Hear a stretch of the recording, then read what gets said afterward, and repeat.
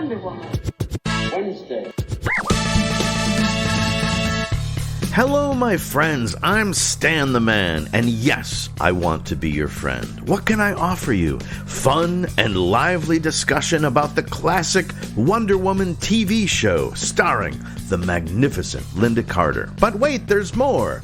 I discuss these episodes with the best, most beautiful fans in the world, Wonder Woman cosplayers. This month, I am speaking to the effervescent queen of southeastern Michigan cosplay, AMHCosplays, and we are discussing the fourth episode of the Wonder Woman series, Beauty on Parade, which debuted October 13th, 1976, and featured some delightful co-stars you may remember. So, let's get right to it. Welcome to Wonder Woman Wednesdays.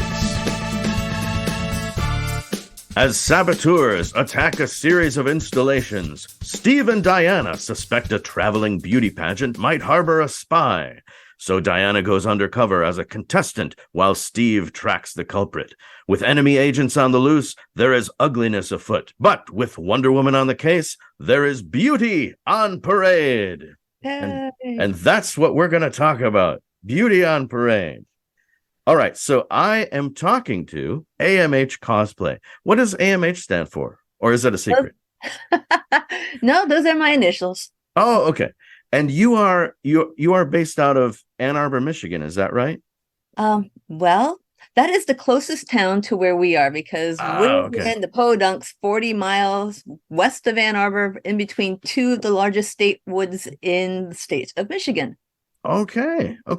And so we're already talking about it, but tell me, just tell me a little bit about yourself. Well, I have been cosplaying actively since 2002.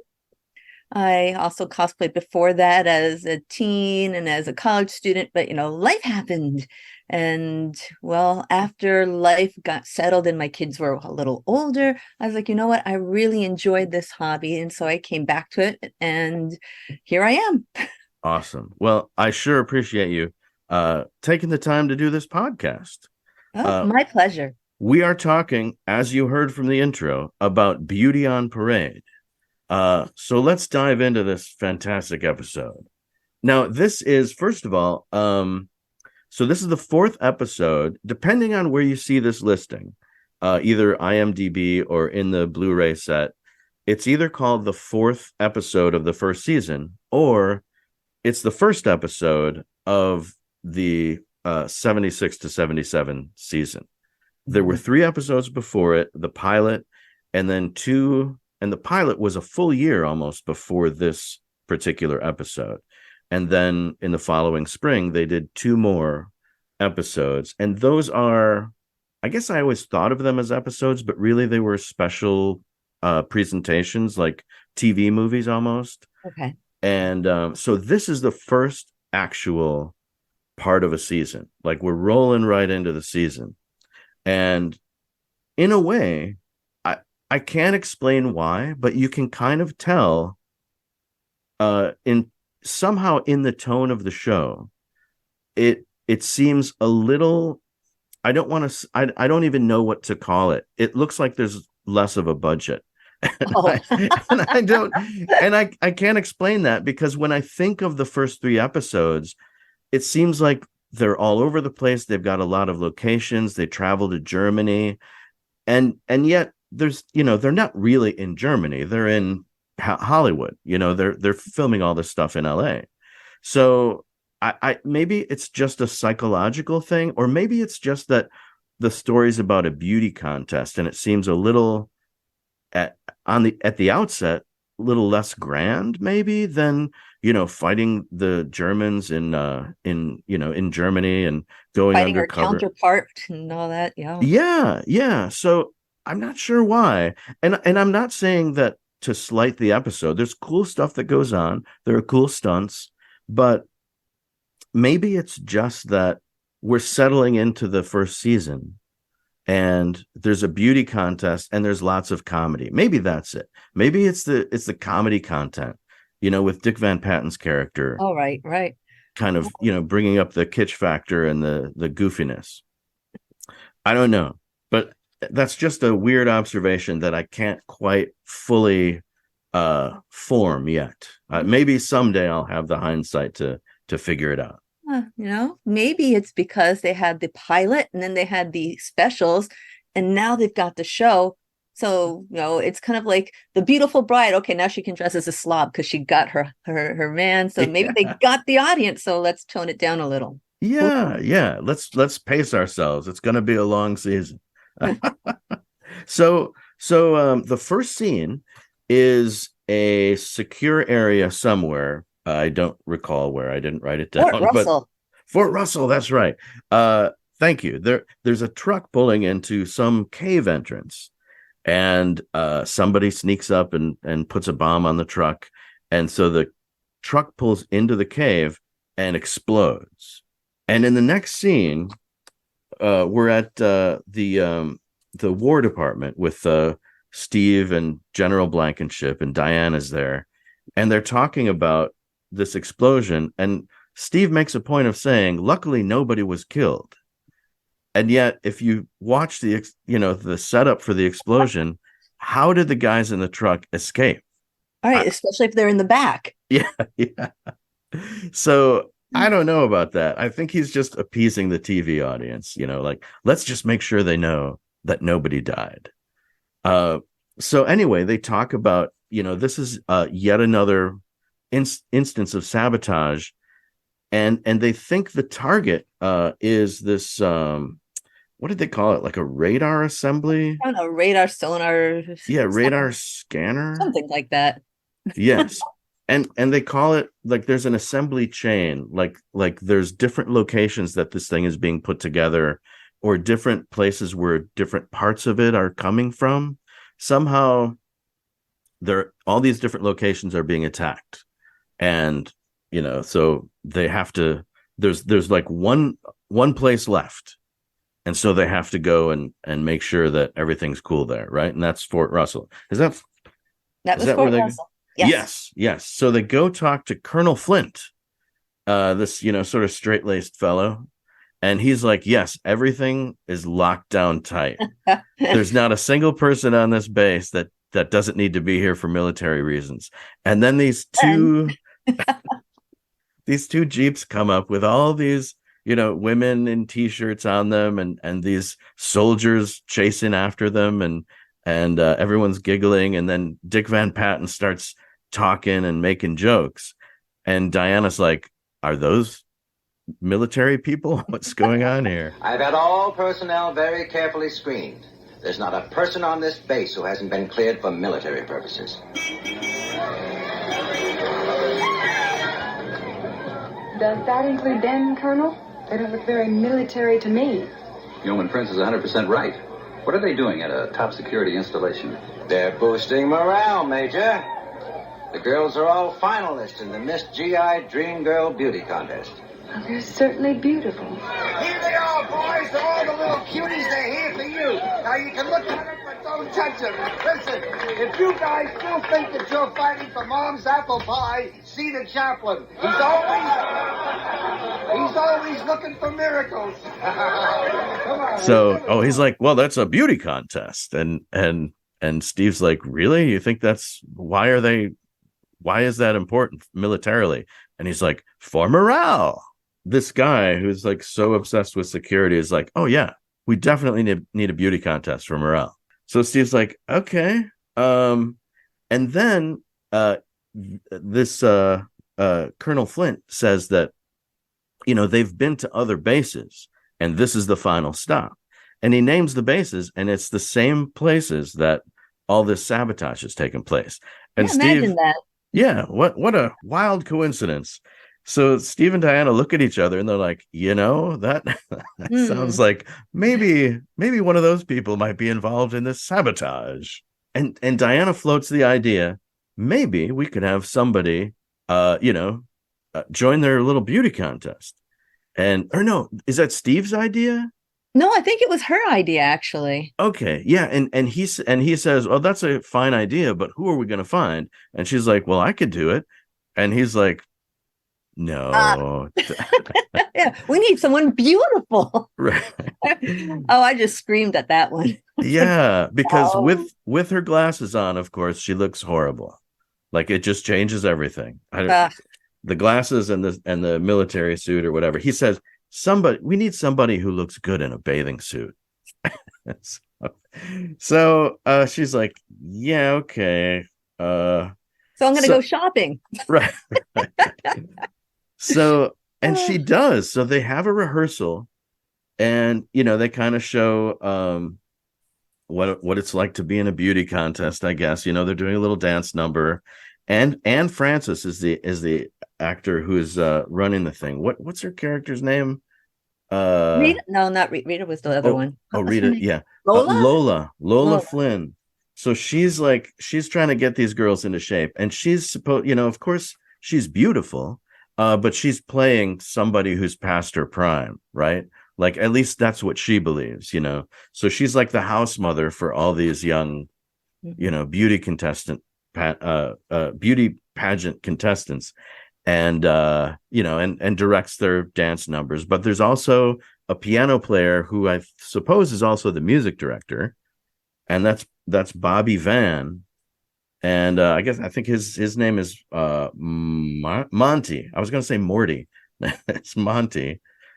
And he's playing piano for them. They're doing this musical number, and I should talk about the actors a little bit. So Anne Francis, she's I a was really, excited to see her.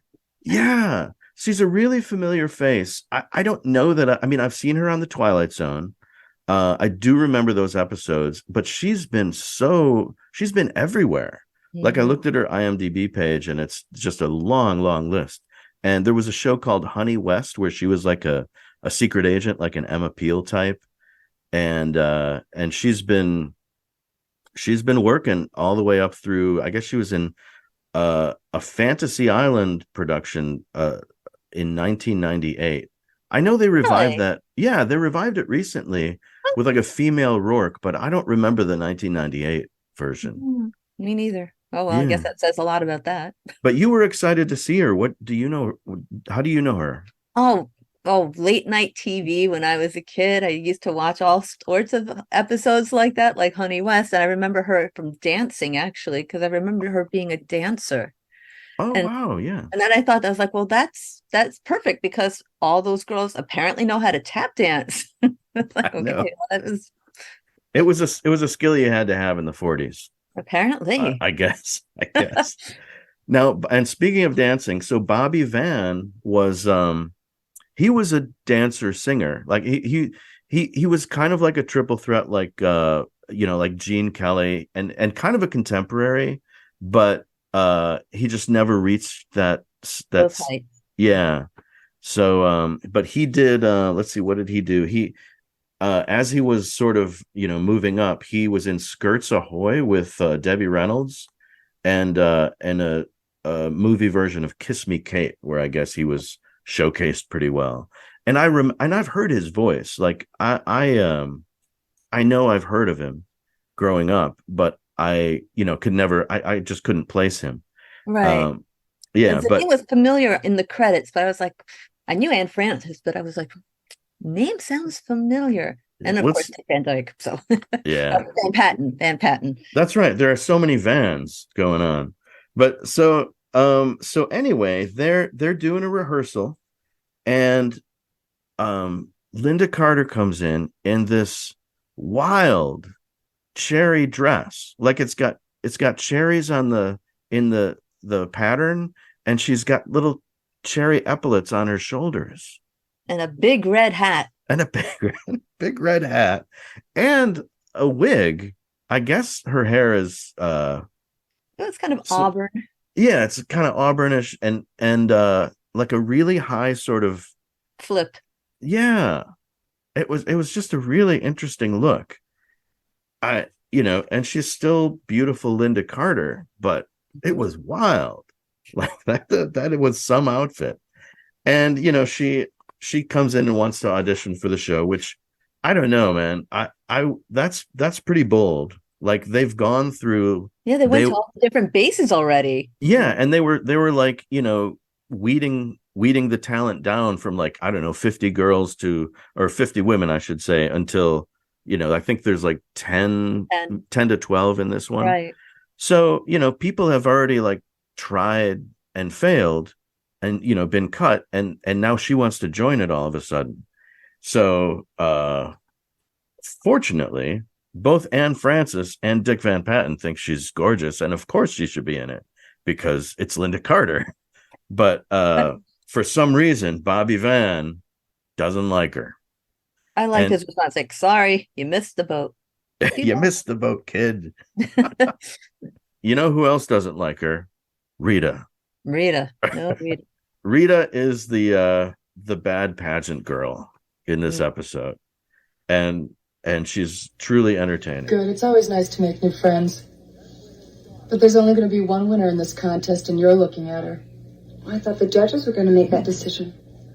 Just stay out of my way, sweetheart. I'm going to be Miss G.I. Dream Girl and be in Jack's next movie. And anybody who tries to stop me better watch her step. And let me talk about that actor. Her name is Krista Helm. And she only had 4 credits before this.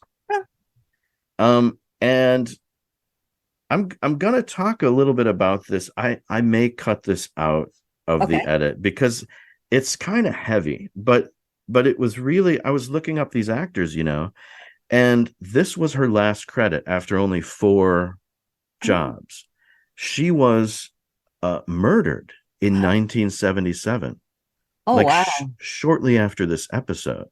And it's an unsolved Hollywood murder, and it made a lot of headlines at the time.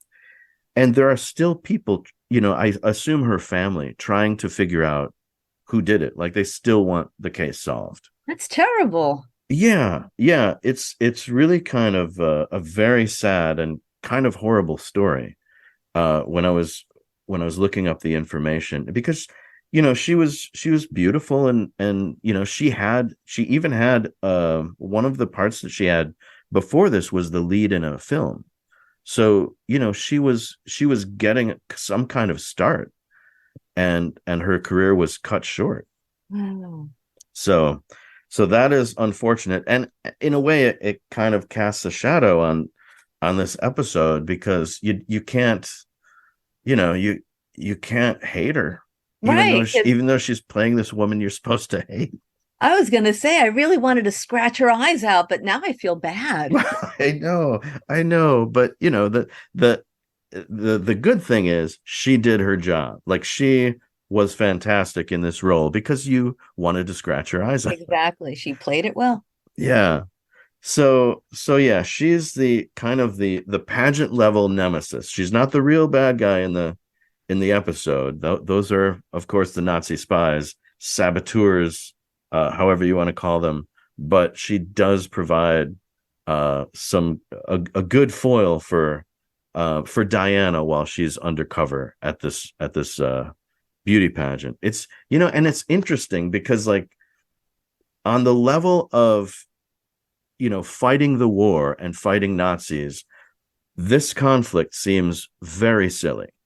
But when you're in the pageant scenes, it seems like this is important. Like, she's really in Diana's way, and Diana is a real threat to her. So it's interesting how sort of those different levels of intensity play out. You know what I mean? Right. Although It's funny, none of the other contestants felt that way. No, they didn't. But I mean, I can understand from Rita's point of view. If Dick Van Patten's character, Jack Wood, I think is his name, is about to do a movie, and he may need a co-star or a walk-on who could get her big break, everybody should be excited about that. That is like, I mean, in terms of if you're an aspiring actress, that's a big break, and this pageant could be the way to get there. Exactly. So I actually understand her intensity about it, and I'm surprised that more of those young women were not a little more competitive, because none of them seem to care as much. Right, exactly. I'll tell you something. When I was a teenager, I was in the pageant scene. Oh, I guess it went into college too. Yeah, we were not friends with each other. We weren't friendly. We just eyed each other and like measured each other up and kept to ourselves. We weren't all buddy buddy and nice to each other. And so I was like, maybe it's a 40s thing. But no, it sure wasn't like that when I did pageants. Yeah, they seem to be, most of them just seem to be there to entertain the troops and raise morale. But Rita was in it to win it. I mean, she Definitely. she had, she had goals, and I respect it. So we find out Rita is a meanie, and driving away from the base, Steve is followed by somebody in a car, and they run him off the road. Luckily, Diana saw him leave, and she's like, I better keep an eye on Steve. So Wonder Woman appears, and she stops the bad guys from getting away by lifting the car. And there are several scenes throughout the series where she does that, where she lifts a car to keep them from getting away. Mm-hmm. This is an especially good one. There was something about the way she was standing, the way she was holding the car, that it looked as real as it could look. Like she was really, and maybe she was like trying to lift up on the car, past where it actually was, but it looked like she was really trying, and she was centered and grounded, and it was a good shot. Yeah, it was a good scene. Yes. Mm-hmm. Keeping her core, it was good. And so this gives Steve time to come over. She sets down the car, and these guys make a run for it. And she's like, don't worry, Steve, I got this. And she lassos them. And they find out that these guys don't even know who they're working for. They were just told, run this guy off the road. And that's it. Yep, so here's your money. so they find out nothing. And Steve takes them to the authorities, and he puts them in the front of his car. Diana gets to show off again, or Wonder Woman does, and push his car out of where it was crashed. And it luckily still works. And Steve puts them in the front and keeps a gun on them while he gets in the back. And I mean, I guess that's the way to do it. I guess if he were driving, then he wouldn't be able to keep an eye on them. But it seemed strange at the time. Mm-hmm. Anyway, so back at HQ, Diana is working on her, I think, is it deportment? What is that? Posture. Her posture. Right. So she's walking with a book. On her head. Boink. There we go. Oh, perfect. You are demonstrating that is great. I can tell you have a history of pageant work. That is awesome. And a flat head. Oh, that does help. Okay, so she's practicing that, and she's got her cherry dress on, and Steve comes in, and luckily she has her glasses on, so she doesn't look too dazzling.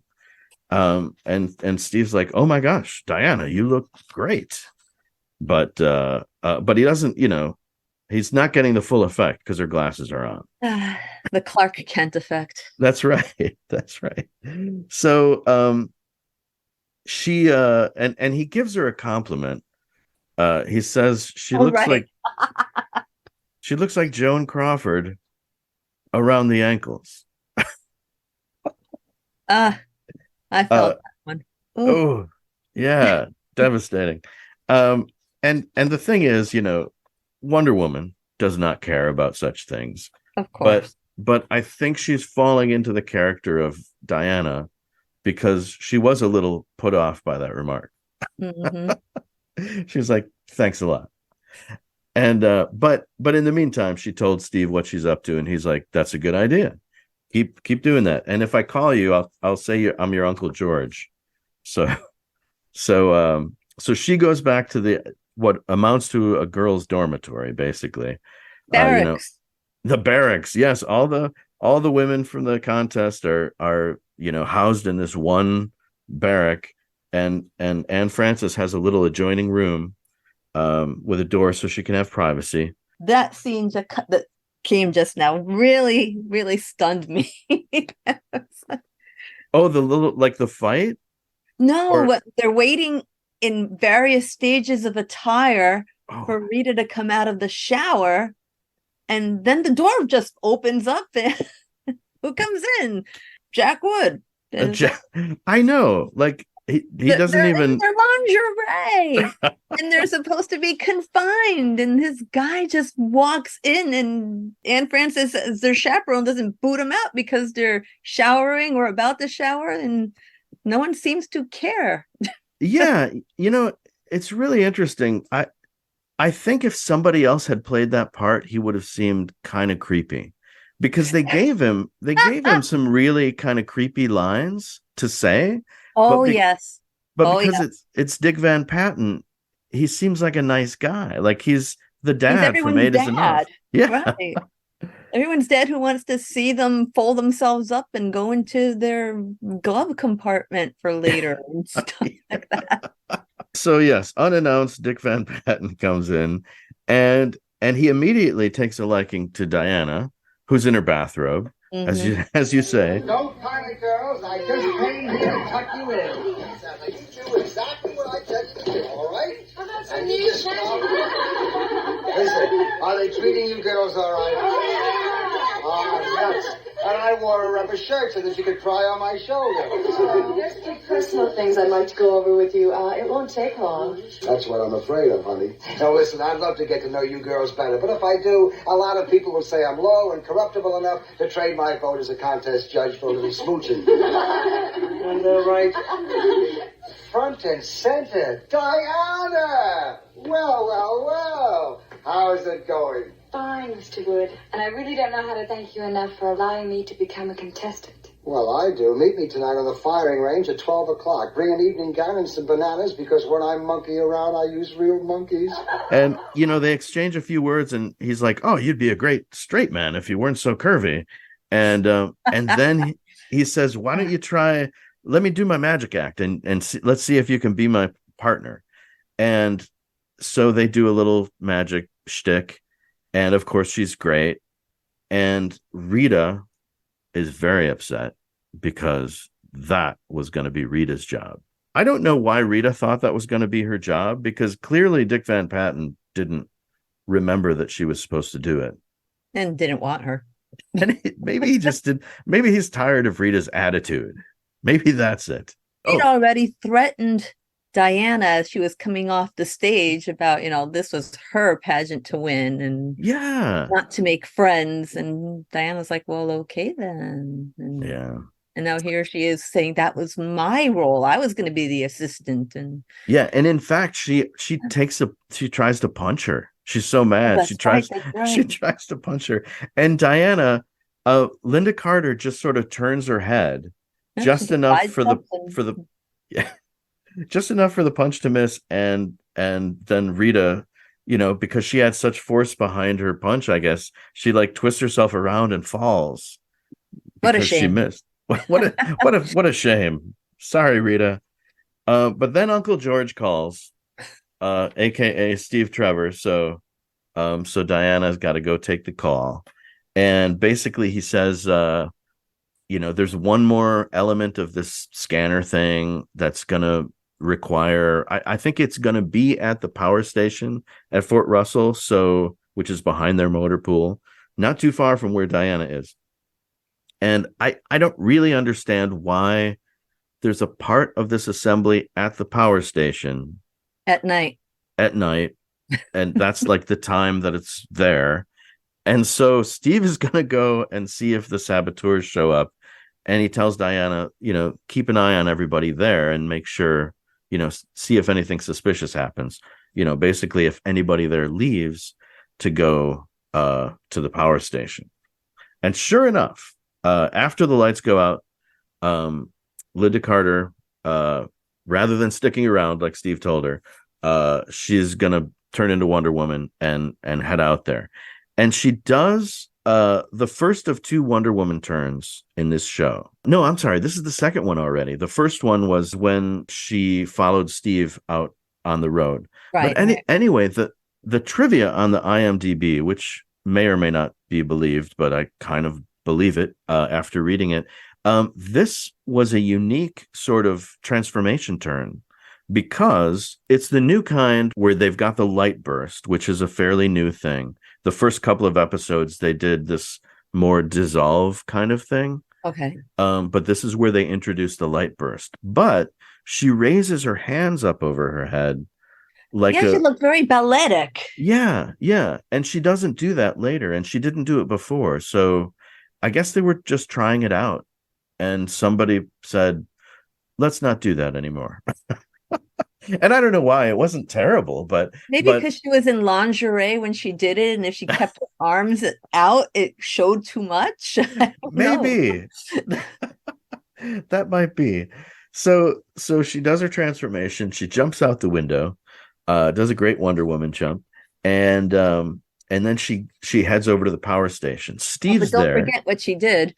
She left her wig on the bed and put the sheets so it looked like her wig was asleep in the bed.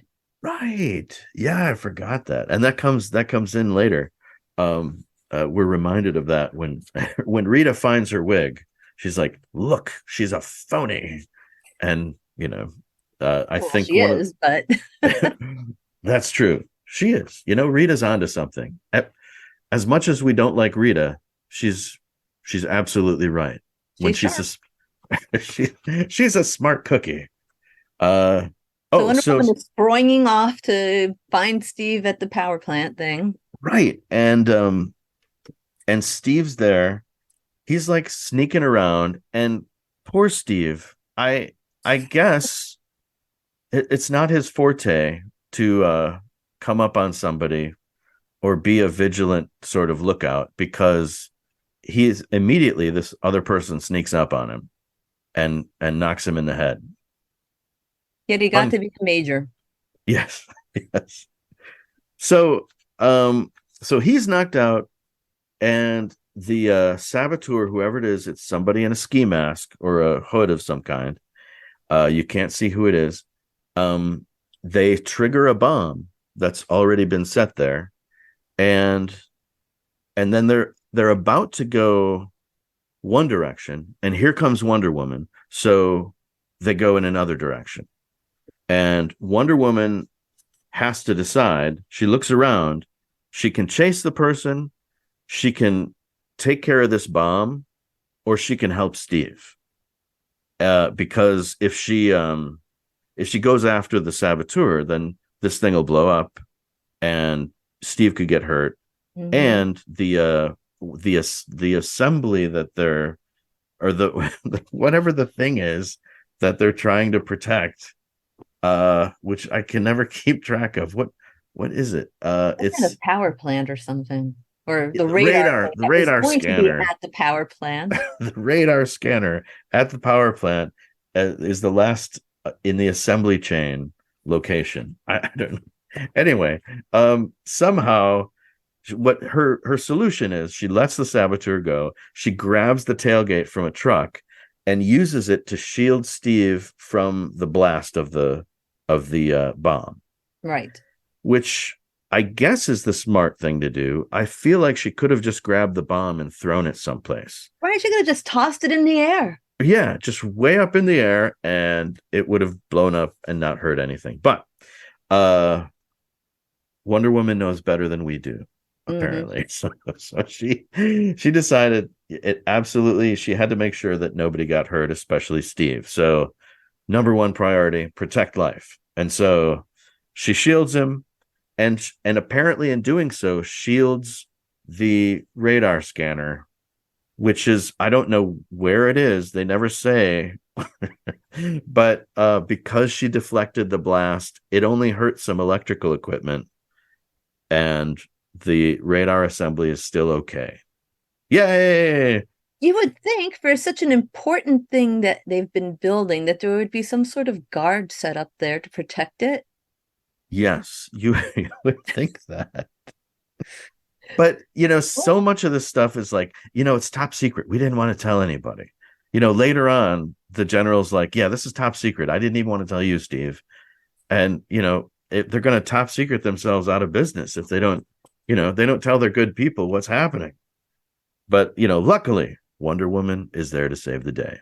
All right, so Wonder Woman saves Steve once again, but she has to get back to the to the dorm because the explosion woke up all the women there. And they're But like, what's nobody else going on on? base.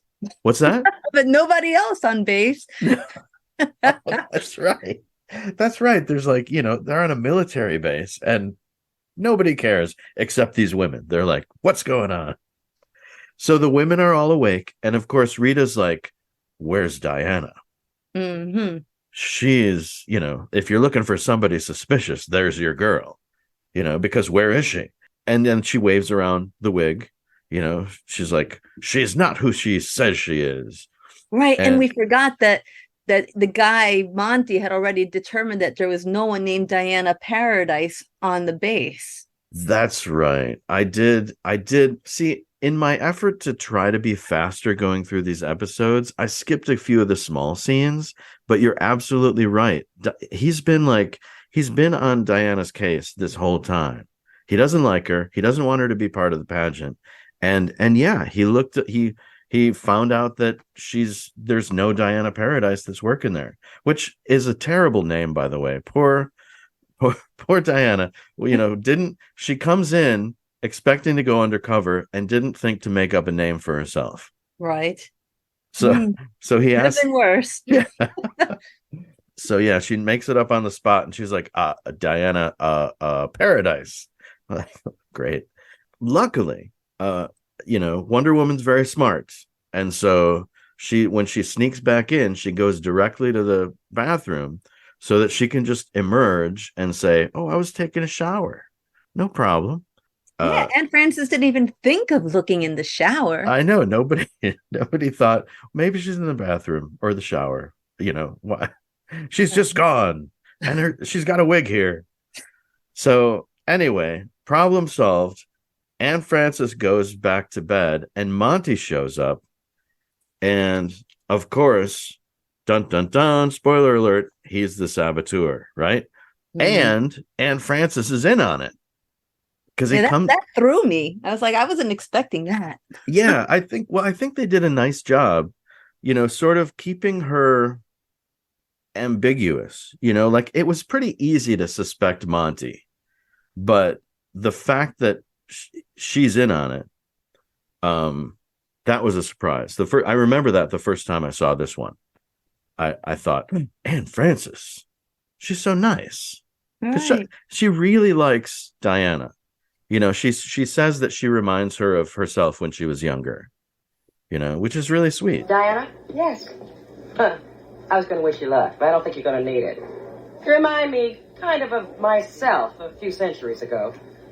It's unfair to judge yourself by the criterion of age. A vital, intelligent woman is much more than the sum of her birthdays. Yeah, well, maybe it'll be that way for you, but for me, my high point was when I was 19 and I was Miss American Beauty. From then on, it was downhill all the way. Remember, 3 o'clock.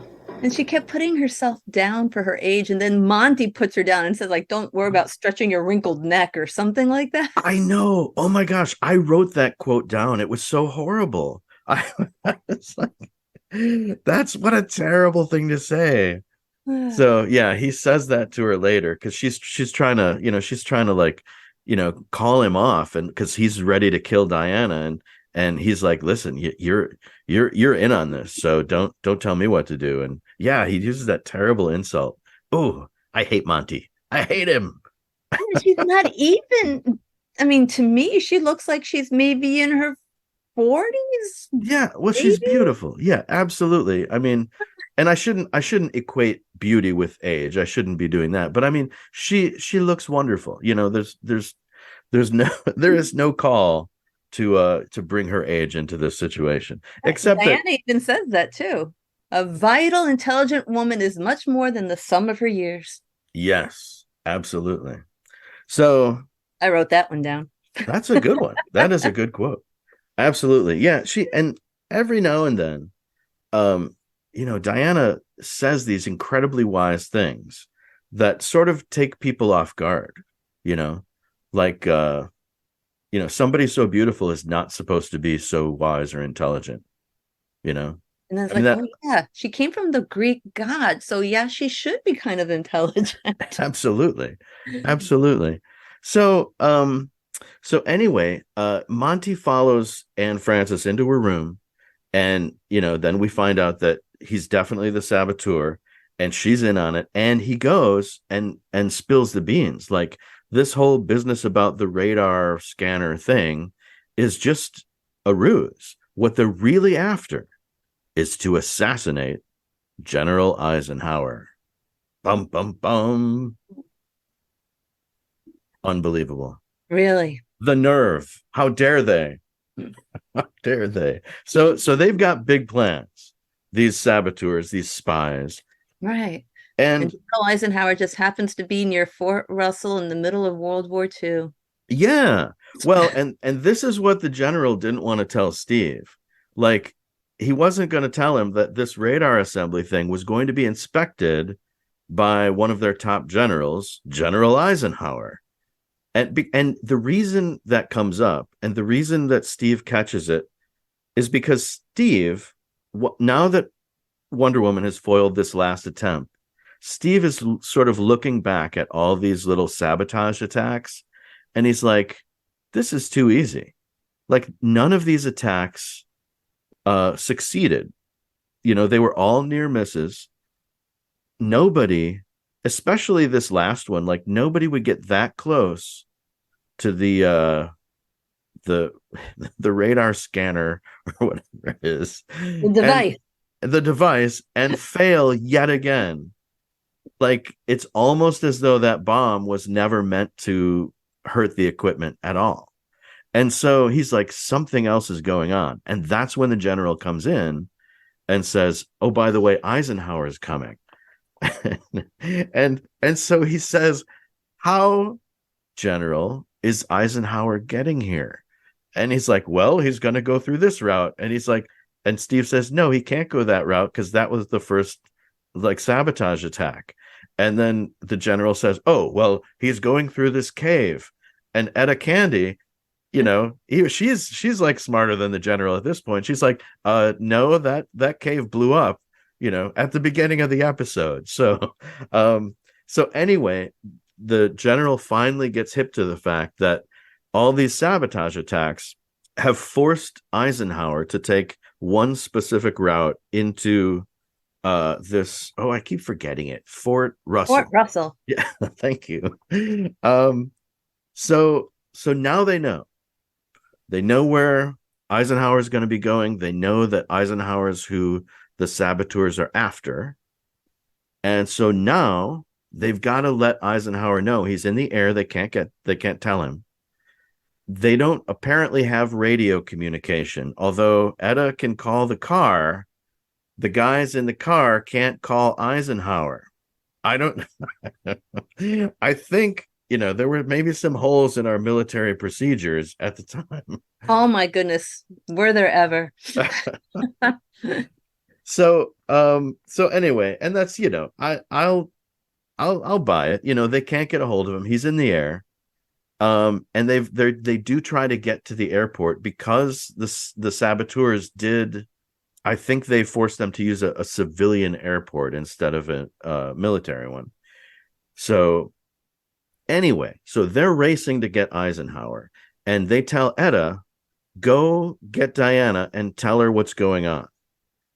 I'm not sure why, because now that they know the plan, I don't know why they need Diana, but obviously for the purposes of the plot, we have to get word to Wonder Woman, right? I guess. I mean, so Why anyway. is it so important for her to be notified of that? I mean, it's not like she could do anything if she was just plain old Diana Prince. Exactly. But, Steve's instinct is to keep Diana informed. Maybe she's sort of hypnotically convincing him over time that he should keep her informed of everything. Because whether he admits it or knows it or not, Diana's the one that figures this stuff out. And she kind of lets him think he's figuring it out. Like at the beginning of the episode, they seem to sort of think of it at the same time, but she's the one who says it first, that all these sabotage incidents happened in the same order as this traveling beauty pageant. Exactly. Right. So, I think he knows subconsciously that she's the brains of the outfit. So he needs to keep her informed. So anyway, Etta goes over to the theater, and in the meantime, the girls are getting ready for the show. Oh, first she tries to call. She just tries to call, but Monty's there, and he just hangs up on her. And rude. Yeah, I know, rude son of a gun.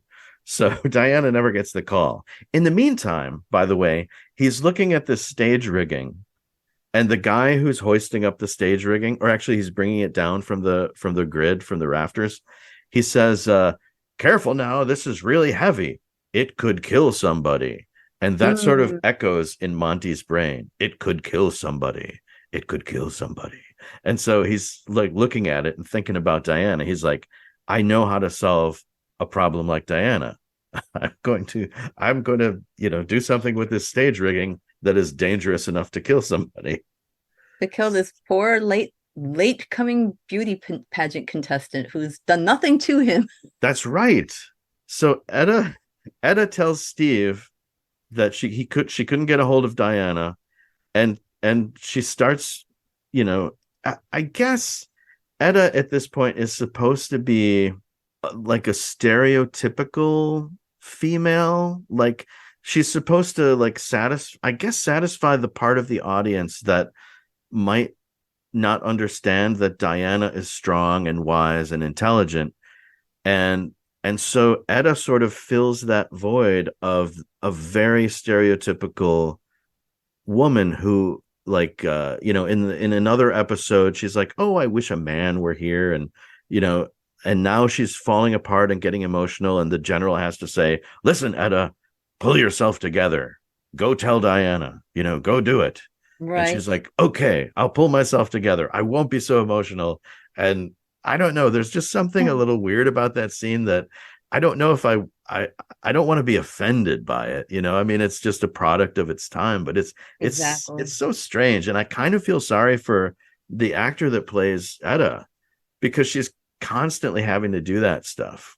It's demeaning, but it filled a niche that was necessary. Exactly. Okay, so the pageant actually opens, and Jack Wood, aka Dick Van Patten, opens it up with this horrible song.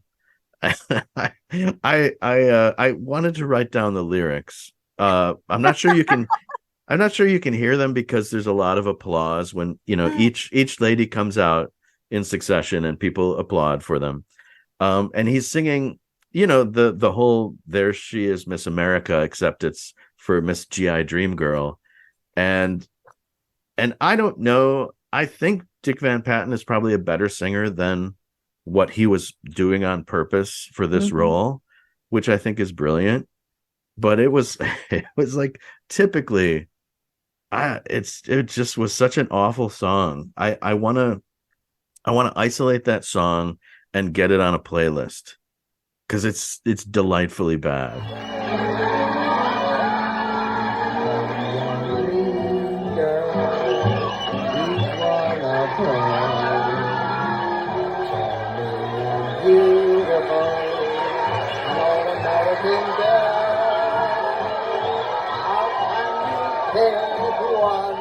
When each little miss just can't miss. To our dream girls and all American kids. To our dream girls and all American kids.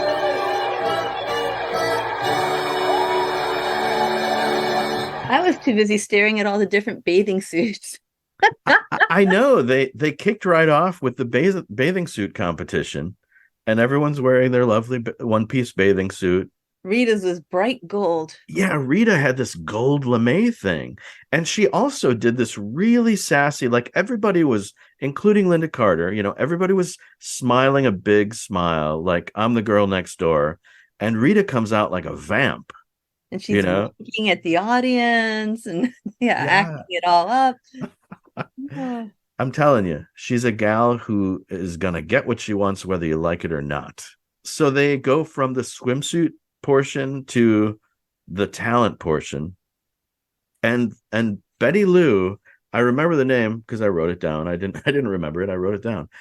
She's one of the, I was looking up, trying to find out if there were any sort of standout actors that played all these different contestants. And they're all actors who've done all these smaller roles. None of them, except for, unfortunately, Krista Helm, with her very sad story. None of the others really stood out except for two of them, and one of them is Betty Lou, who does this contortion thing. And I guess that's like her deal. Like in all the parts that she played, half of them say contortionist or sideshow person or whatever. Like that was her claim to fame. And she appeared on Laugh-In, Family Matters, Big Top Pee-wee, Oh my. and Malcolm in the Middle. And she was a stunt person, or listed as a stunt person. It was probably for a contortion thing, in Blazing Saddles. Oh wow. Yeah. Sure.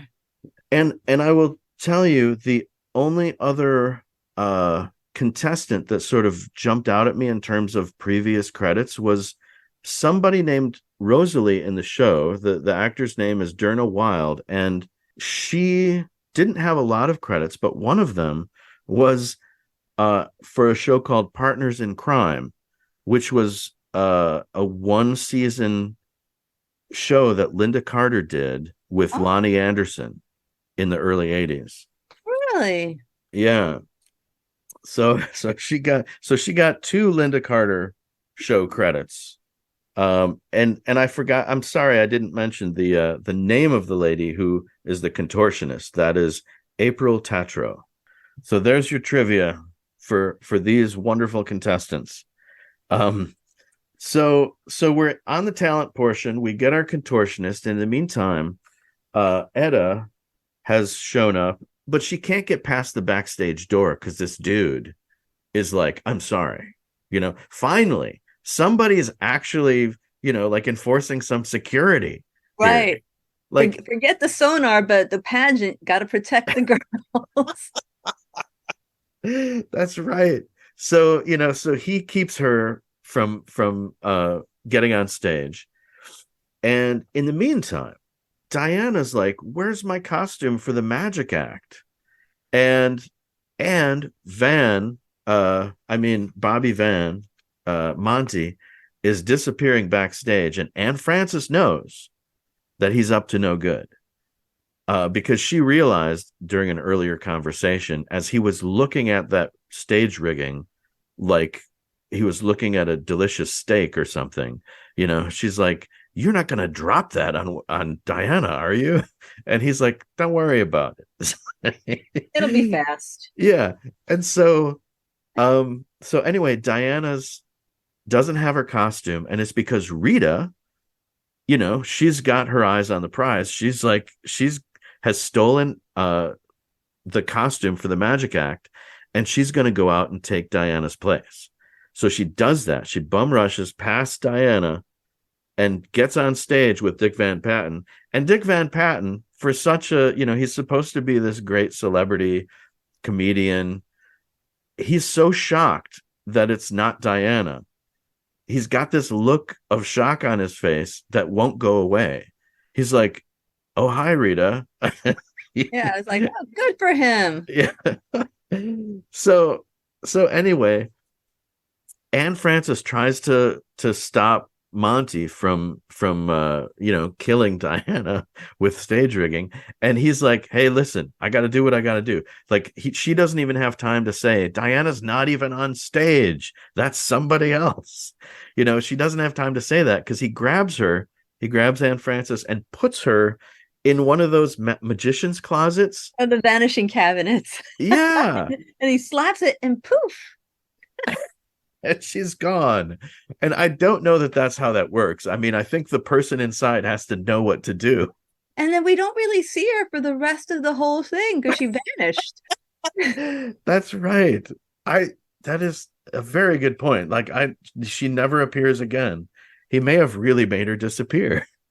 They do talk about her at the end, but anyway, he runs up there. He takes his knife and cuts the rope when he could just untie it. I don't know why. It's more theatrical to cut the thing, and of course, poor Rita is right there where the thing's going to land, and Diana sees what's happening, and she turns into Wonder Woman. And I guess maybe this is the second spin. I didn't think we saw the spin in the first one. So this is the second spin where she does the more balletic thing. But anyway, she turns into Wonder Woman, and just in time, she gets on stage and catches that giant, stage rig assembly that is about to drop on poor unsuspecting Rita, who's a bad person, but we understand why. So, I mean, she may be bad, but she doesn't deserve to have stage rigging smash her. Well, I guess that's true. I hope that's not what happened to her in real life. That would be awful. No. What happened to her in real life was worse. Dear. Yeah, it was. I mean, apparently they think one of the theories is that it may have been the same person who murdered Sal Mineo. And I don't know much beyond that because I didn't go down that rabbit hole. I mean, there's so much to see in terms of, what happened to her, what all the theories are. But yeah, it may be connected to Sal Mineo's death as well. It's like Hollywood Babylon. It is. Absolutely. I mean, there was something going on during that time. And anyway, but we're back in pageant land, which is much happier because nothing bad happens to Rita, except that, she gets a little bit of humble pie because her life is saved. And by the way, nobody talks about the fact that Dick Van Patten was in danger as well. I mean, he was there too. The thing would have fallen on him just as, it was very large. So it would have killed them both. But anyway, Wonder Woman saves the day. So no problem. And then she finds out from Etta that Eisenhower's the real target and Steve is trying to get to him. And in the meantime, Monty ran out of the building and he takes a star-spangled Jeep and drives straight out to get to Eisenhower as well. So Steve, I guess all the musical numbers were done then. That's right. You're right. Who's playing piano for the final number? We don't really get to find that out. I mean, I guess that's one of the mysteries, like what happened to Anne Francis. Because there's a song that comes up later. I don't want to give away who wins the pageant, but there's music. But there's music, and Monty's not there. He must have an assistant. Maybe there's a backup person. I don't know. Military band. That's right. With all those GIs.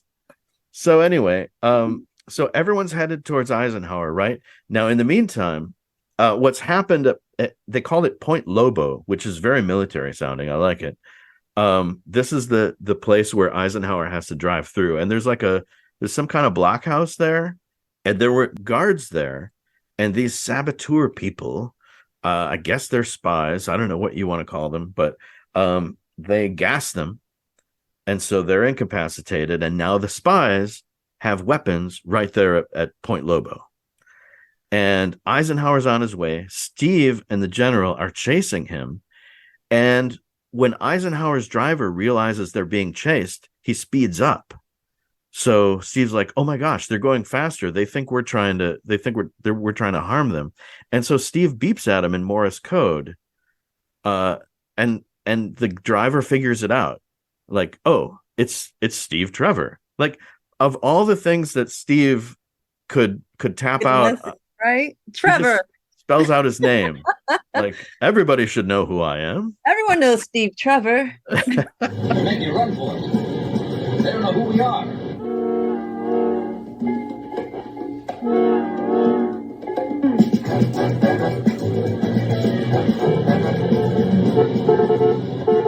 That's Morse code, General. T-R-E-V-O-R.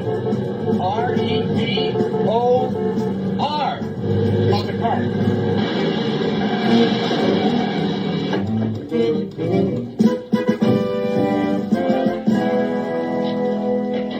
to show it this way, General, but you're heading into an ambush. I mean, I would have Morse coded something different, like danger, SOS, or explosion. I don't know, something. Danger would have been a good one. Mm. Yes, it's 5 letters, no, 6 letters, right? It's not that hard. SOS is, it's easier and quicker, but it's not as scary as danger. Like danger is a pretty clear word. I think that's better than Trevor. Yeah, Trevor. Everyone knows Steve Trevor. Anyway, but regardless, it stops the general, the Eisenhower's driver, just before they get to the Point Lobos blockhouse. And so, they get out of their cars and say, well, we've been trying to tell you, you're in danger. And they, they say, thank goodness we stopped you in time, or whatever it is they say. But it wasn't in time, because they're close enough to the blockhouse where they start shooting. Like, something explodes. I don't know why the thing exploded. Maybe they had preset a bomb to keep them from retreating or something, but something explodes near them, and then the guys start shooting. So they're definitely in danger. And Steve says, we can't fight our way out, but maybe they'll, we'll find some luck or something like that. And sure enough, Wonder Woman shows up. Thank goodness. What luck? Well, now that's luck. So Wonder Woman, dispatches these guard fellows with a giant, it was like a telephone pole or something. She grabbed, because when the thing exploded, the pole fell down, so she picked up the pole to throw at them. Yeah. So she throws a pole, gets rid of those guys, but Bobby Van, Monty, is not to be deterred. He shows up and he's like, I'm gonna finish my job. So he gets a bazooka and he's just gonna blow everyone up. So he takes the bazooka, fires one shot, and it goes past them. He fires another shot. Wonder Woman runs closer, and she catches the shell and whips it back at him. And he runs for his life. And so she saves the day. I think that's all that happens, right? Yeah, she caught them with the lasso. And I think, didn't she hand it to Steve? Yeah, she handed it to Steve, either this time or with the guys who ran him off the road. And I remember the vision of like Steve walking with that little lasso, and thought, okay, pal, that's not your weapon there. That's Wonder Woman's. That's like a sacred, like mythological artifact. And here you go, Steve. Yeah, she's, I don't know. She needs to guard her possessions more closely. She's always losing a bracelet or the lasso or something. So anyway, then we go back to the pageant, and guess who wins the contest, the beauty contest? You can say it. I was surprised by that myself. It's Wonder Woman. Wonder Woman. She wins. And of course, she's the most deserving. And off stage, the General, Steve, and Etta Candy are like, where's Diana? And, once again, it's just one of the many times that it's so incredibly obvious that Wonder Woman must be Diana Prince. Mm-hmm. And usually Steve comes up with some goofy reason that Diana's not there. Oh, well, once she found out that Wonder Woman was in the running, of course she would, quit the contest. And I was like, why didn't any of the other contest chaperones or organizers realize one of our contestants is missing? We should search for her instead of, let's just go on with the pageant and who cares where she went. I mean, I understand Dick Van Patten's sort of theatrical sensibility that the show must go on. But you're right. Nobody connected with the pageant, nobody else is like, we lost our piano player, a contestant has disappeared, and where's Anne Francis? Like, everybody's gone. And somehow the show manages to continue, and then Wonder Woman wins. Like, it must have been for everybody involved, the weirdest pageant they'd ever been in. But at least she shared her flowers with all the other contestants. That's right, because to her, everybody's a winner. And Even Rita. was actually nice. Yeah. So there's a little epilogue. We're back in the office. Steve says, everything's great. And they talk a little bit about Anne Francis, like, Diana has a soft spot for her and hopes that things go well for her. And Steve agrees. So, we hope that she doesn't get as severe a punishment as Monty, who deserves a punishment. The radar scanner is already a smashing success, and General Eisenhower has nominated Wonder Woman for a special citation. What about Lola Flynn? I feel rather sorry for her. Her cooperation is being considered in her favor. But espionage during wartime is still a very serious offense.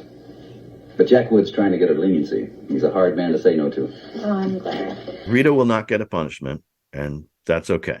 And then we end with, Diana's trademark smile. Usually it's Diana at the end in most episodes giving a smile, but sometimes it's Wonder Woman. And that's the end of the show. So That's a good one. Yeah. So I was going to ask you, like, what overall, how did you feel about this episode? Well, it was really a pleasure to watch it because I haven't watched Lynda Carter's Wonder Woman show since, decades, to be honest. It's the first time I watched it since I went off to college. Mm-hmm. So it was really fun to sit down and watch it again. And I didn't realize how campy it was.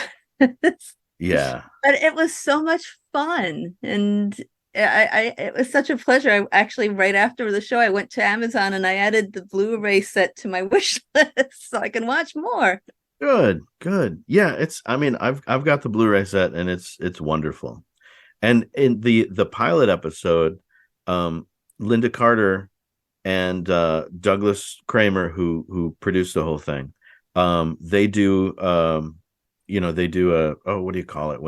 commentary. Okay. They do a commentary for the whole pilot episode, and it's full of great information. It's really, Lynda Carter has a lot of great recollections of what happened during that first shoot. Well, here's hoping someone kind remembers me on Mother's Day. Yes. Yeah, that's not happening. So tell me then, it's been so long since you watched the show, what was it that got you into cosplaying Wonder Woman? Oh my. Well, gosh. I grew up watching Wonder Woman. My mother and I would watch it together, and then Saturday morning I'd watch Superfriends with Wonder Woman and all, whatever those twins were. Wonder Twin powers activate those guys. Yes, yeah. And I just loved Wonder Woman. I started reading the comics, and she was always my number one superhero. And when I started cosplaying, I first started with Star Trek, and I went to Indiana Jones, did She-Ra, and then I went more Disney with Kim Possible. And then I was like, I don't have a superhero. And so, of course, I had to go to the one that was always my number one. So I started doing Wonder Woman. So what are the situations? I mean, is it mostly like, do you do it as a sort of modeling thing, or do you go to cons, or like what's the main activity, I guess, that sort of drives your cosplay? Oh, there's so much. I actually have a separate account, Ann Arbor Wonder Woman. Actually, it's A2MI Wonder Woman. And that is where I keep all my Wonder Woman photos. And that's where people can find me, event organizers and local charities. I've done charity work.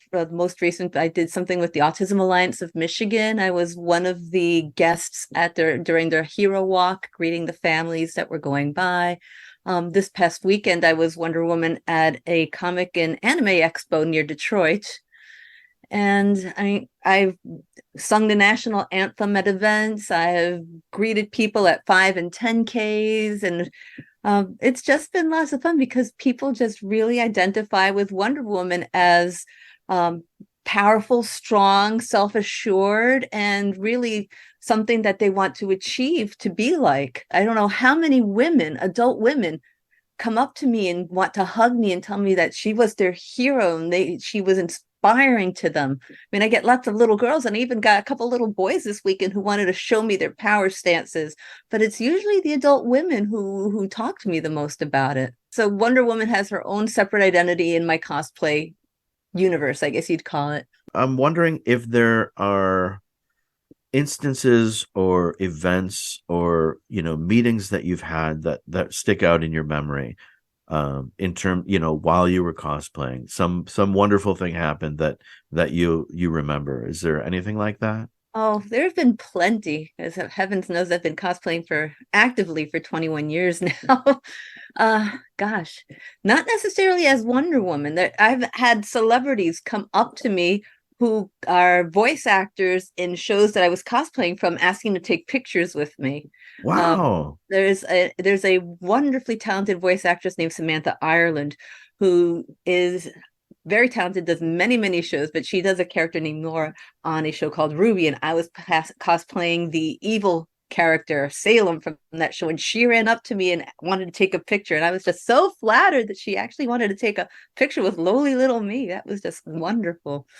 Awesome. I love interacting with the voice actors. They're really the unsung heroes. They're not as prominent as people who are actually on screen, and they are so talented. So every time I go to a con, I always try to meet up with at least one or two of them. Wonderful. Now, do you build your own cosplay? At this point in time, I would say I make about 50% of my cosplays. Mm-hmm. I mean, I know that there are people out there who feel that you're not a true cosplayer if you don't make your own cosplay. But the truth is, not everyone has the skill, the time, the money, the wish to be able to sit themselves down and build a cosplay, because it takes a lot of planning, a lot of gathering of the staples to build it.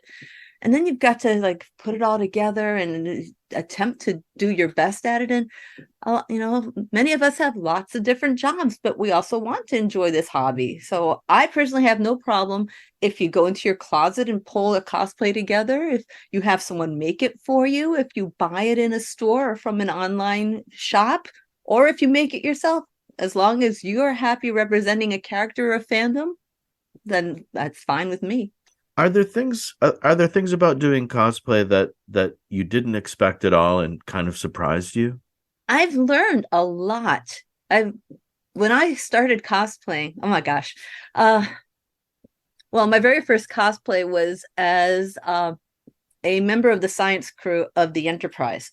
And that involved wearing black pants. And I went to a store called Two Guys, which is long out of business. I bought myself a blue shirt that was similar to it, took a black marker and colored it in as the V-neck, and that was my costume. But since then, I've actually learned to sew, and you can't really see this back here is a serger for proper finishes, and then over here, as I kill that, this is my actual sewing machine here. I've become pretty adept at sewing. I'm surprised, because it was not something that I enjoyed as a kid. Sewing buttons was about the most that I got, and and still now I will still tangle the thread and get it all knotted. But as long as I'm with the machine, I seem to be all right. But I've actually gotten to where I'm the person who fixes things around the house now. And my kid's torn his pajamas, let me fix that. Oh, the tablecloth edge is unhemmed, let me fix that. And I have cosplay to thank for that. I actually learned to sew at a panel at a con. There was a Sewing 101, and I attended it, and I asked all sorts of questions and probably made a nuisance of myself. But that was in 2019, and here I am making gowns and clothes for my children. So that was a panel that will always stick in my life. I've also learned how to style wigs. Oh, wow. My hair, it hasn't changed since high school, but I can style a wig. I usually do demonstrations sometimes. At this past weekend, I styled 3 or 4 different wigs while doing the course And there were people who were joking, you should style my hair next. And I don't know how well I would do with actual human hair. But I can style a wig. If there's one thing that you could point to, and you may have already answered this, what is it that you absolutely love about cosplay? I love the challenge of being able to see a character from a fandom that means a lot to me, and then somehow, whether it's through my own sewing and crafting skills or from pulling pieces together that I see at stores or on Amazon, and trying to make myself turn into that character as much as possible, to match that character, to be as close to them as possible. And if I succeed at that, and people come up to me and they're very excited that I'm that character, that makes me happy, because they've smiled, they think that what I've done is great, and it's brought some happiness to them. So that's what makes me happy about it. Now, what inspires you about the character Wonder Woman? What specifically are the things about either being that character or seeing that character that inspires you? Well, she's so inspirational. Even from when she debuted in the 40s, she was always someone who operated in man's world and didn't have a problem with that. And she was just as strong. She was just as determined. She was just as intelligent, as powerful. I mean, yes, she got plenty of gifts from the gods, but she made herself what she was. She didn't care that she wasn't supposed to be competing to be able to be the representative to go to man's world. She knew that she had to do this, not just for herself, but for mankind. And from there, she manages to not only defend the innocent and protect those that need help, including Steve many, many times. But I mean, over the years, she stood up against tyranny. She stood up against evil governments. She's even encountered, evil versions of other superheroes that she's battled or brought. Like Supergirl, she brought Supergirl back from being dark Supergirl. She was the only one that could resist that character. She's just so strong and determined, and she's got a force of belief behind her. And I mean, I would think that any woman would want to be Wonder Woman. Yeah. And after so many years have passed since you've watched Lynda Carter's Wonder Woman, now that you've seen an episode again, is there something about Lynda Carter that sort of stirs that in you? What do you think of seeing her as Wonder Woman? Well, she was always very inspirational. When I was little, I thought she was just beautiful and strong. I mean, obviously they weren't real cars and things like that, but I didn't understand that then. And she has such sincerity in her acting, and yet there's always underlying humor. And not just in Wonder Woman, a movie called Sky High. She played Principal Powers, and she was just a riot as being the strict disciplinarian who tries to help the bad guys, but she says, what do you expect? I'm not Wonder Woman. And it's just such a great line. So she does so much going around and speaking around the country, and there's so many women who cosplay Wonder Woman who just love the chance to actually just meet her, and I hope to be that someday. Yeah. All right. Well, where would you direct people to follow you on social media? Well, my main cosplay account is AMHCosplays. Make sure there's an S, because there is some other AMH cosplay out there. I don't know why, but it's me, AMHCosplays, and that's me on Instagram, Facebook, Twitter, and YouTube. Instagram is my main presence. I'm slacking in my YouTube area. If they're more interested in following me as Wonder Woman, I am the letter A and then 2, M-I for Ann Arbor, because those are 2 A's, A2MI Wonder Woman, all one word. And that again is on Facebook, Instagram, and Twitter. Awesome. All right. Well, thank you so much. Well, thank you for having me. This has been lots of fun. Awesome. And I'm so excited to have been able to watch the show again. I want to go back and watch some more. Yes, please do. It's great. It's great. I can't recommend it highly enough. Oh, well, hopefully I'll be able to have that lovely Blu-ray set soon. Yeah. Thanks again to the delightful AMHCosplays. Be sure and look her up on Instagram. She's got a link tree there with all her social links. And of course, you can find her Instagram link on our show notes, along with a link to find more information on what happened to actress Krista Helm. All those show notes are at our website, WonderWomanWednesdays.com.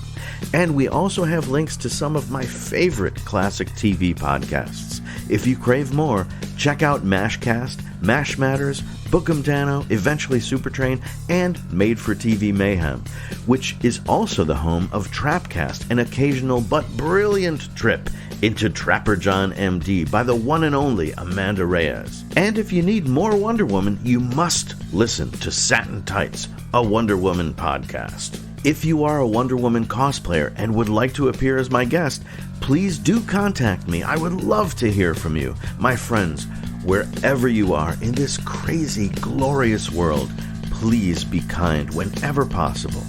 It is always possible. I still don't understand what happened to Diana, Steve. She was supposed to be in the beauty contest. Well, it's simple, Etta. When she found out she'd have to share the stage with Wonder Woman, poor kid probably threw in the sponge.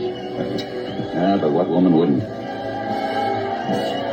Wonder Woman is just too much.